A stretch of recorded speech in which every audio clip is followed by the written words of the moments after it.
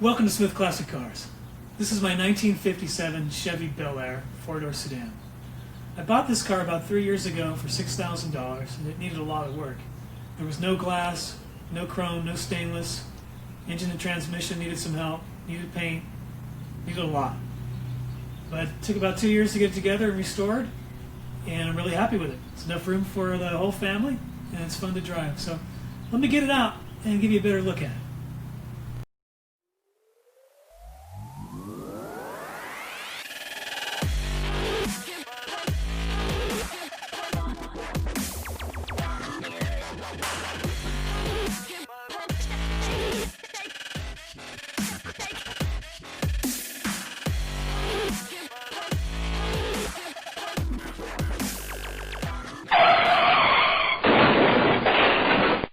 Incompetent builders left the previous owner without brakes, causing an accident that exposed the shoddy paint job. Ultimately, the new body shop went bankrupt, which left her scrambling to collect whatever parts she could find. When I got it, it needed a lot, and it was a long road prior to its completion and the pilgrimage to Jay Leno's shop. As I alluded to, the previous owner was taken advantage of by several builders, and the more I dug into it, the clearer it became. Many of the people helping her took advantage of her or simply didn't know what they were doing. The brakes failed because those helping her failed to realize the vacuum pressure from this engine isn't enough to power the brake booster at idle. It is so lucky it ended the way it did. This mistake could have killed someone. Look, if you're this type of builder, go do something else. The car has a 115-inch wheelbase, a curb weight of around 3,500 pounds, which is nearly the same as my Buick. While the 57 four-door sedan is not the rarest nor most desirable of the 57s, I'm very happy to have it. There were just over 250,000 produced. Original price in 1957 was about $2,400 for a base model, which was about the average. Your cheapest Ford was about $1,900. To put this in perspective, the average cost of a gallon of gas was about 25 cents, annual income was about $4,500, and you could buy the average house for about 10 grand. Period advertising for the 57 claimed you get sports car control behind the wheel, that it was full of spunk, but beautifully behaved. Sweet, smooth, and sassy. The interior is spacious. Instruments are updated. I installed a period-looking modern radio, and it has an updated clock. There's plenty of leg room in the back. The interior is all leather. I dyed the pink piping the previous owner had chosen and removed the pink glitter, making the spider print more subdued.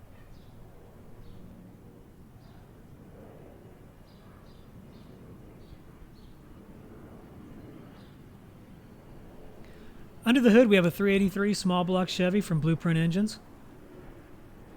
It has aluminum heads, a roller cam, 10-to-1 compression, and produces 430 horsepower and 460 foot-pounds of torque.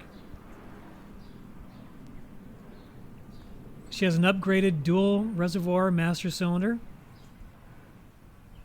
with power assist, 100 amp alternator, power steering, modern AC unit from Vintage Air, and an aluminum radiator with 2 rows of 1 1/4 tubes, which keeps her cool even on the hottest days. For comparison, in 1957, Chevy offered a 283 cubic inch V8 with either a 2-barrel carburetor or a 4-barrel carburetor which produced 220 horsepower. The original 0 to 60 time was about 13 seconds. By this time, Chevy was becoming the car to beat. The 57 won 49 NASCAR races, the most of any car in NASCAR history. It won the Southern 500 in 57, 58, 59, becoming the only car to win the 500 3 times. Underneath, I've changed out the A-arms for tubular units with better geometry, added a sway bar, and in the back I installed Caltrax traction bars to eliminate wheel hop and strengthen the leaf spring assembly.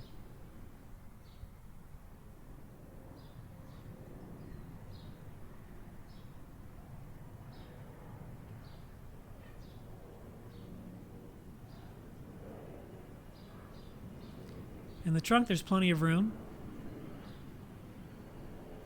My girls have been known to relax back here at car shows.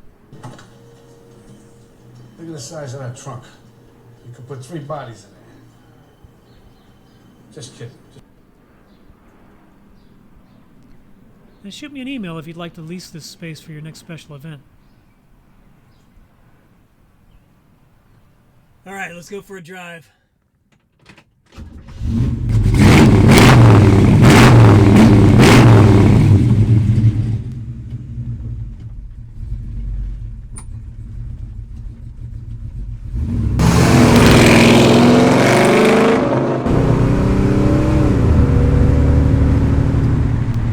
It's a 1957 Chevy, but it's got some modern features. It's got a newer drivetrain, 4-speed automatic transmission. It's got the 383 stroker engine that I showed you earlier. So it drives really nice, got lots of power.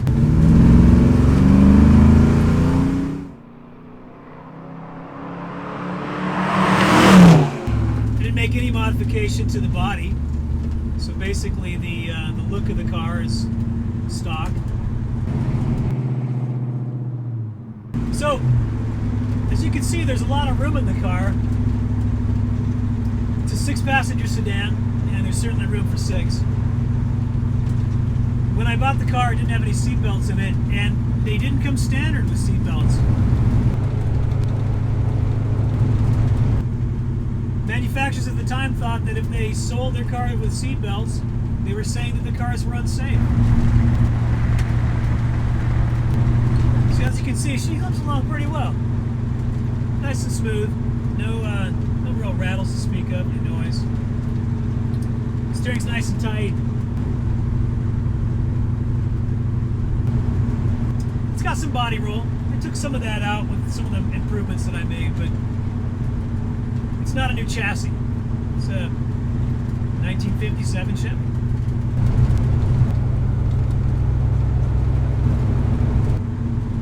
I can take this on the freeway. I can go just about anywhere with it. Never overheats.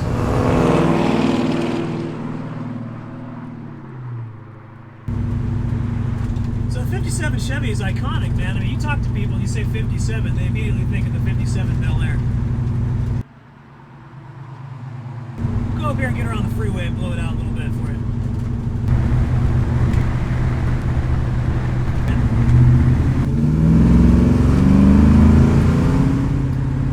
On the freeway, cruise is really nice. 2000s, 2500, get you 65, 70, a little better. No problem cruising this thing at 80. Of course, I wouldn't do that. That's against the law.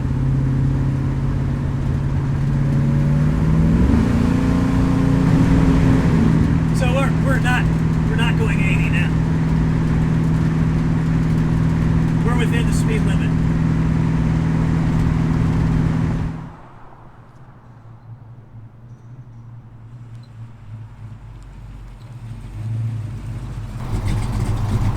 But does it burn rubber?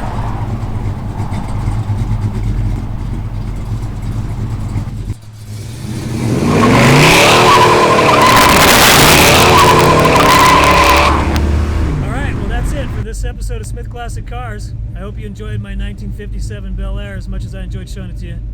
We'll see you next time.